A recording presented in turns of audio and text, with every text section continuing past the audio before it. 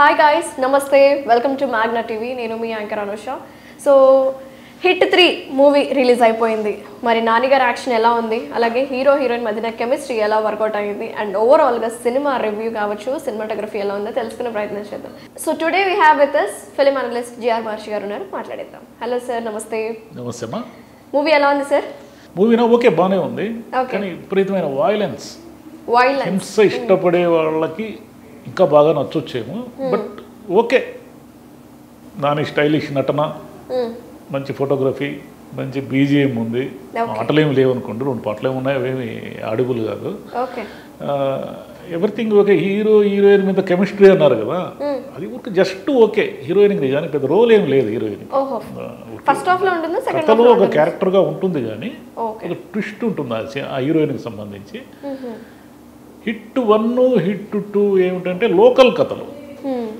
Local కథలు అంటే ఏమిటంటే హిట్ 2 వైజాగ్లో జరుగుతుంది, హిట్ 1 ఒక రకంగా హైదరాబాద్ కథ అనుకుంటుంది. ఒక మర్డర్ ఏవో జరిగితే, కిడ్నాప్ మర్డర్ ఏమైనా జరిగితే ఆ పోలీస్ ఆఫీసర్గా ఉన్నటువంటి ఫస్ట్ పార్ట్లో విశ్వక్సేను, సెకండ్ పార్ట్లో అడివిశేషు, 3వ పార్ట్లో నాని వచ్చాడు.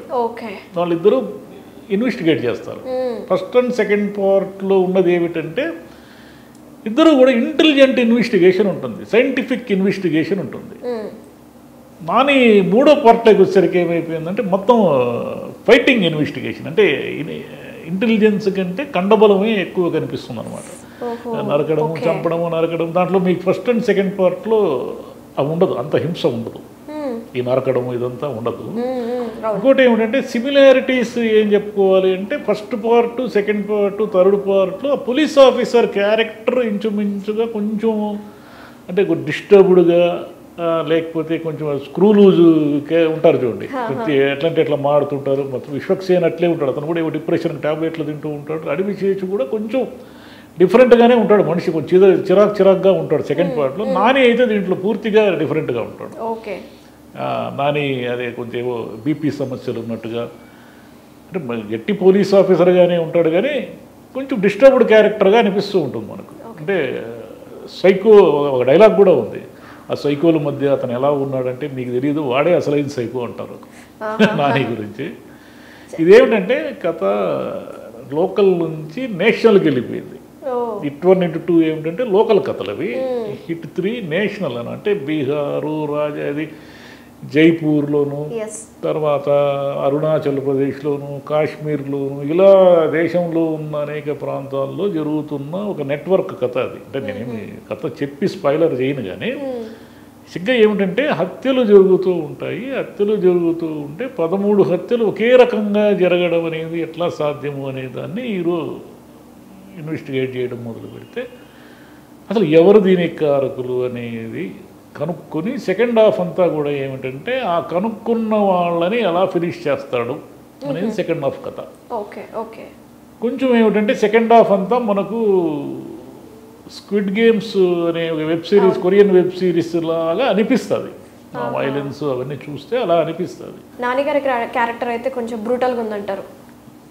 కమింగ్ టు సినిమాటోగ్రఫీ సార్, ఎలా ఉంది? సినిమాటోగ్రఫీ బాగా చేశాడు, బుర్గిస్ బాగా చేశాడు, మూడ్ క్రియేట్ చేశాడు. ఆ సినిమాలో ఉన్న మూడ్ ఒకటి ఉంటుంది, ఇన్వెస్టిగేషన్ కానీ వైలెన్స్ కానీ మూడ్ ఒకటి ఉంటుంది. ఆ మూడ్ క్రియేట్ కావాలంటే ఫోటోగ్రఫీ యాడ్ కావాలి. బీజిఎం కూడా ఆయన మిక్కి బాగా చేశాడు. కానీ ఇంత హింస జనానికి ఎక్కుతుందా? ఏమిటంటే నానికి ఒక ఇమేజ్ ఉంది. నానికి ఉన్న ఇమేజ్ ఏమిటంటే family hero, natural star Nani అంటే ఏమిటంటే ఇప్పుడు ఆయన నానాలో ఉన్న నానికి, ఈ హిట్ 3లో ఉన్న నానికి మనకి పోలికే ఉండదు. అతను వేరు, ఇతను వేరు. మీకు దీంట్లో క్రికెట్ ఆడే పిల్లాడితో చిన్న జెర్సీ ఉంది కదా, జెర్సీలో ఉన్న నాని ఈ నాని పూర్తిగా వేరు. ఈ నాని రకరకాల ఆయుధాలు తీసుకొని కసకస నరుకుతూ ఉంటాడు. బహుశా ఈ మొన్న వచ్చిన మార్కోస్ లేదా యానిమల్ ఇలాంటి ఇన్ఫ్లుయెన్స్ ఉందేమో. అంటే హింస విపరీతంగా ఉంటే జనానికి నచ్చుతుంది అనే ఒక అభిప్రాయం ఏమైనా ఉందేమో డైరెక్టర్లో. ఫ్యామిలీ ఆడియన్స్ అయితే కొంచెం కష్టమే, పిల్లలతో అసలు చూడలేము కాదు, చూడకూడదు కూడా. పిల్లలు అంత రక్తం చూస్తే పిల్లలు ఏం తట్టుకుంటారు, ఎక్కడ చూసినా చేతులు కాళ్ళు నరికేస్తూ ఉంటాయి. సో డైరెక్టర్ గారు శైలేష్ కొలను, ఆయనకి ఎన్ని మార్కులు పడ్డాయి అంటారు ఇప్పుడు ఈ హిట్ 3కి ప్రీవియస్ ప్రాజెక్ట్స్తో కంపేర్ చేస్తే? ఇప్పుడు దీంట్లో ఒక బలమైన విలన్ లేడమ్మా. దాంట్లో కూడా హిట్ 1 హిట్ 2లో కూడా మనకి బలమైన విలన్లు ఉండరు. కానీ ఇది ఏమిటంటే డైరెక్ట్ ఫేస్ టు ఫేస్ కథ. నాని లాంటి పెద్ద హీరో ఉన్నప్పుడు విలన్ కూడా అంతే స్టేచర్ ఉండాలి. దాంట్లో విలన్ అతను ఎవరో కొత్త అతను బబ్బర్ అనే కొత్త అతను చేశాడు. అతను ఎవరు కూడా మనకు తెలియదు.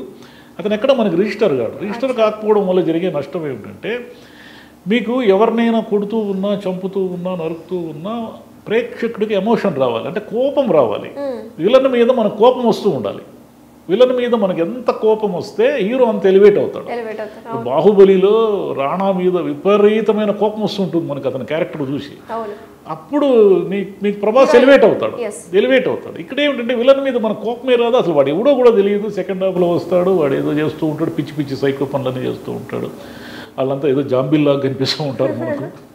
కాబట్టి కొత్త పిల్లలు, కొత్త జనరేషన్కి ఇది ఎక్కుతుందేమో నాకైతే తెలియదు. కానీ బేసిక్గా దీంట్లో సోల్ లేదు ఈ సినిమాలో. అతను ఆ మొదటి పార్ట్, రెండో పార్ట్ తీసినంత గ్రిప్పింగ్గా ఈ మూడో పార్ట్ తీయలేకపోయాడు. కేవలం ఎంతసేపు నాని ఎలివేషను, నాని ఫైటింగ్లు, నాని వైలెన్స్ ఇదే నడుస్తుంది. కానీ నాని సినిమాని మొత్తం భుజాల మీద మోసాడు. నాని తప్ప ఇంకెవరు లేరు ఆ సినిమాలో. రావు రమేష్ ఇంకా వీళ్ళంతా ఉంటారు. కానీ వాళ్ళ మీద ఏం సినిమా నడవు. సముద్రకని కూడా ఉంటాడు వాళ్ళ ఫాదర్. హీరోయిన్ ఉంటుంది కానీ పాప మా అమ్మాయి కూడా ఏం పెద్ద క్యారెక్టర్ లేదు. Srinidhi Shetty heroine character first హాఫ్లో ఎక్కువ ఉంటుందా, సెకండ్ హాఫ్లో ఎక్కువ ఉంటుందా? ఫస్ట్ హాఫ్లోనే ఎక్కువ ఉంటుంది. అది పాటలు కూడా ఉన్నాయి అమ్మాయికి. లవ్ ట్రాక్ అంటే హీరో ఉన్నాక లవ్ ట్రాక్ ఉండాలి కదా. లవ్ ట్రాక్ అనేది పూర్తిగా అనవసరం. ఒక 15 నిమిషాలు టైం తగ్గిపోయింది ఆ లవ్ ట్రాక్ తీసేసింది. దానివల్ల ఏం కథకు ఏం ప్రయోజనం లేదు. వాళ్ళిద్దరు లవ్ అదేది ఎస్టాబ్లిష్ అయ్యి అదేదో కథను లీడ్ చేయదు కదా. కథ అంతా ఏమిటంటే ఒక సమూహంలో జరుగుతున్న హత్యలని హీరో ఎలా కనిపెట్టాడు, ఎలా ఛేదించాడు, వాళ్ళ వరకు వెళ్ళి ఎలా ఫినిష్ చేశాడు. ఇదే కథ. ఈ కథలేకి మిగతా వాళ్ళు ఎవరు ఉన్నా లేకపోయినా ఆ కథకి ఏమీ అదనంగా వచ్చే లాభం లేదు. ఊరికే ఒక సినిమాటిక్ హీరోయిన్ ఉండాలి, హీరోకు ఫాదర్ ఉండాలి, ఇంకోటి ఉండాలని సీన్లను జోడించడమే తప్ప మిగతా కథ అంతా కూడా నాని. ఇంకోటి ఏమంటే బూతులు కూడా ఎక్కువ ఉన్నాయి. బహుశా అలా బూతులు మారడం అనేది కొత్త కల్చర్ ఏం మనకు తెలియదు. బూతులు అలాగే వదిలేశారు సెన్సార్ వాళ్ళు. చాలా బూతులు అలాగే వదిలేశారు. అంటే పోలీసు వాళ్ళు బూతులు మాట్లాడరా అంటే పోలీసు వాళ్ళు బూతులు మాట్లాడవచ్చు. అంత మాత్రాన హీరో ఆ బూతులన్నీ మాడుతూ ఉండడం అనేది కొంతమందికి నచ్చవచ్చు, నచ్చకపోవచ్చు. నచ్చేవాళ్ళు ఉంటారు, నచ్చని ఎందుకు. దీనికి తోడు ఇద్దరు క్యామియో, ఇద్దరు ఆర్టిస్టులు ఉంటారు, ఇద్దరు హీరోలు వస్తారు చివరిలో. ఫోర్త్కి లీడ్ ఇచ్చే ఒక హీరో కార్తీ వస్తాడు. సార్ స్పాయిలర్స్ మనం చేస్తున్నామేమో. స్పాయిలర్ ఏం లేదు, అందరు రాసేసారు దాన్ని. ఒకరోజు మనము మొదటి 2-3 గంటలే స్పాయిలర్ అనుకుంటా నేను. సాయంత్రానికి అందరికీ అన్నీ తెలిసిపోతాయి. అడిగి చేసి ఇద్దరు వస్తారు, అందరూ అన్ని రివ్యూలు రాసేసారు. మనం కొత్తగా స్పాయిల్ చేసేది ఏముందని. దాన్ని తెలియడం వల్ల కూడా పెద్దగా మనకేమి సస్పెన్స్ ఏమి లేదు. వాళ్ళు వస్తారు అంతే. పోయినసారి హిట్ 2లో నాని ఎలా వచ్చాడో అర్జున్ సర్కార్గా నాని హిట్ 2లో వచ్చి 3కి లీడ్ ఇచ్చాడు కదా, 4కి లీడ్ కార్తీ ఇస్తాడు. అంటే 4వ పార్ట్ కూడా ఉందని అర్థం. ఓవరాల్గా 7 పార్ట్స్ ఉన్నాయని అంటున్నారు. 7 పార్ట్స్ ఇస్తారంటే 7 పార్ట్స్ ఇదే ఉంటుంది. అంటే ఏమిటి, 2 లోకల్స్ వచ్చాయి. అంటే చిన్న ఊర్లలో జరిగే 2 క్రైమ్లను ఇన్వెస్టిగేట్ చేసేది మొదటి పార్ట్ 1 and 2. 3కి వచ్చేసరికి నేషనల్ లెవెల్ వచ్చింది. 4th మరి అది లోకలా నేషనల్లో తెలియదు. ఇంకెట్లా ఇంటర్నేషనల్ వరకు వెళ్తారేమో. 7th పార్ట్కి వచ్చేసరికి ఇంటర్నేషనల్ అయిపోతుంది. Thank you sir, thank you so much. Thank you.